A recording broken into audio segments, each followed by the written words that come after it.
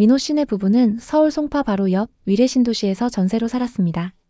위례는 서울 접근성이 뛰어나고 신도시답게 도로, 학교, 공원, 상업시설이 잘 갖춰져 있었습니다.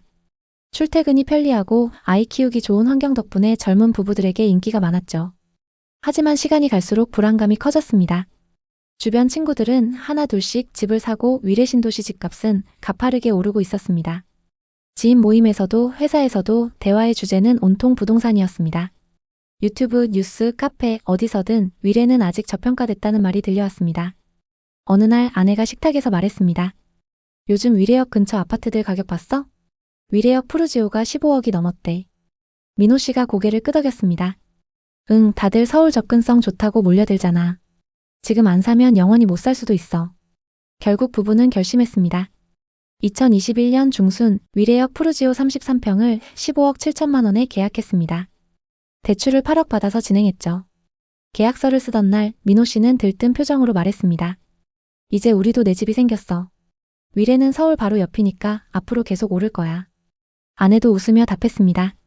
출퇴근도 편하고 단지도 깨끗하고 이제 전세 걱정 안 해도 된다니 너무 좋아. 처음 몇 달은 행복했습니다. 푸르지오 단지는 깔끔했고 남위례역과 중심 상권이 있어 생활도 편했습니다. 잠실역까지 지하철로 12분이었죠. 이 정도면 거의 서울이지. 민호 씨의 말처럼 입지는 완벽했습니다.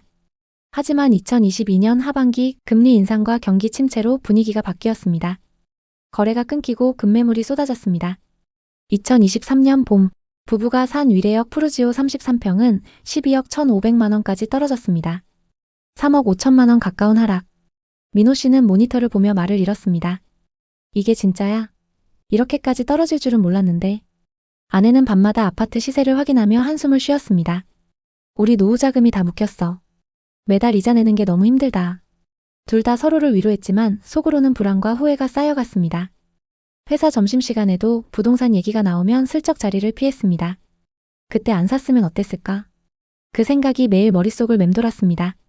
하지만 부부는 팔지 않았습니다. 입지 좋은 곳은 결국 회복할 거야. 그 믿음 하나로 버텼습니다. 그리고 시간이 흘러 2024년 하반기부터 변화가 찾아왔습니다. 서울과 가까운 입지, 신도시 기반 시설, 그리고 송파와 강남 접근성이 다시 주목받으면서 위례 신도시 거래량이 점점 살아났습니다. 2025년 6월 드디어 위례역 푸르지오 33평은 16억 원에 거래됐습니다. 민호 씨가 스마트폰을 보며 외쳤습니다. 드디어 올랐어. 우리가 버틴 보람이 있네. 아내도 웃으며 말했습니다. 이제야 마음이 좀 놓인다. 결국은 입지야, 입지가 답이었어. 하지만 다시 나온 뉴스가 그들의 표정을 굳게 만들었습니다. 2025년 10월 15일 정부가 주택시장 안정화 대책을 발표했습니다. 서울 전역과 경기 주요 지역 12곳이 조정 대상 지역, 투기과열지구, 토지거래 허가구역으로 지정되었습니다. 위례 신도시 역시 포함되었습니다. 이날부터 규제지역의 담보대출 비율은 낮아지고 15억 초과 주택은 최대 4억까지만 대출이 가능하게 됐습니다. 게다가 신규 매수자는 2년 실거주 의무까지 생기며 단기 투자 목적의 거래는 사실상 어려워졌습니다. 민호 씨는 잠시 침묵하더니 말했습니다. 이제는 투자보단 실거주 위주로 바뀌겠네. 우리처럼 오래 버틴 사람만 남을지도 몰라. 아내가 고개를 끄덕였습니다. 그래도 다행이야. 우린 실거주니까. 그날 밤 민호 씨는 유튜브에서 부동산 전문가들의 분석 영상을 봤습니다. 이번 대책은 과열 지역의 단기 매수세를 잡는 동시에 실수요 중심의 시장 개편을 유도하려는 흐름입니다.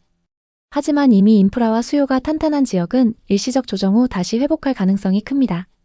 그 말에 민호 씨는 생각했습니다. 결국 위례 같은 입지는 쉽게 꺾이지 않겠구나.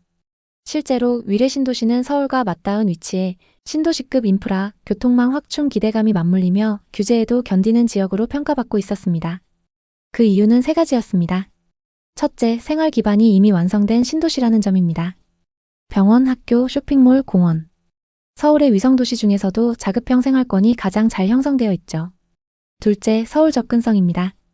남위례역에서 지하철 8호선을 통해 잠실과 강남까지 빠르게 이동할 수 있습니다. 이건 단순 교통 편의를 넘어 서울과의 동일한 가치를 의미합니다. 셋째, 안정적인 실수요 기반입니다.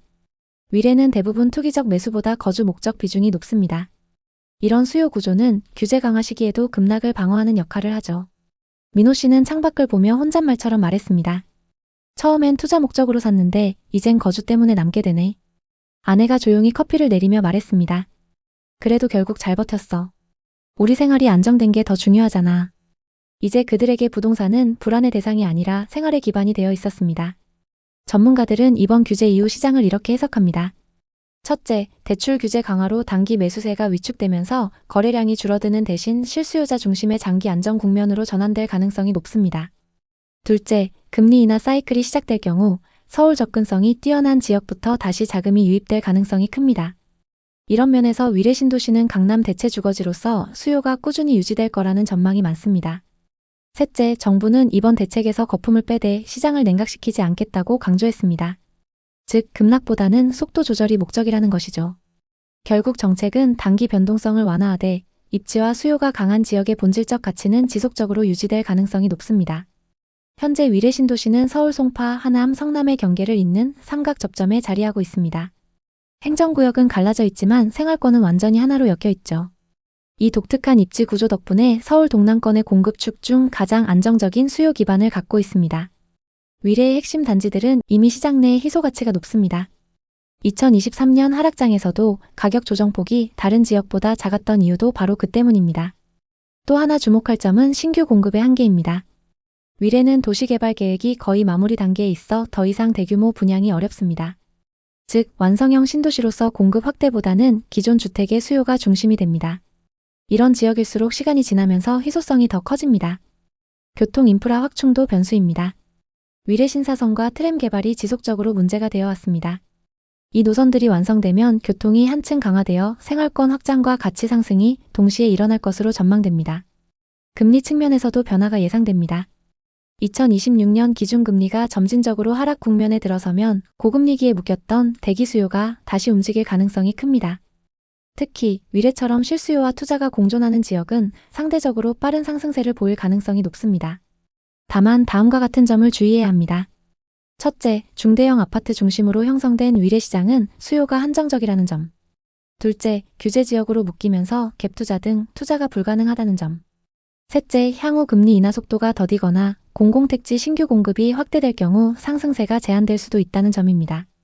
그럼에도 불구하고 위례 신도시는 여전히 수요가 끊기지 않는 지역으로 꼽힙니다. 서울을 대체할 수 있는 거주지 중 가장 현실적인 선택지이며 신도시 중에서도 인프라 완성도, 생활 편의성, 교통 접근성 세 박자를 모두 갖춘 곳이기 때문입니다. 하락기를 지나 다시 회복한 지금 이 지역은 단순한 신도시가 아니라 서울의 확장된 생활권 그리고 실수요 중심 주거지의 상징으로 자리 잡았습니다. 앞으로의 가격 흐름을 지켜보시면 좋을 것 같습니다. 오늘 영상에 공감하셨다면 구독과 좋아요 부탁드립니다. 다음 편에서는 당분간 풍선 효과를 볼 지역들 이 주제로 다시 찾아뵙겠습니다. 오늘도 시청해주셔서 감사합니다.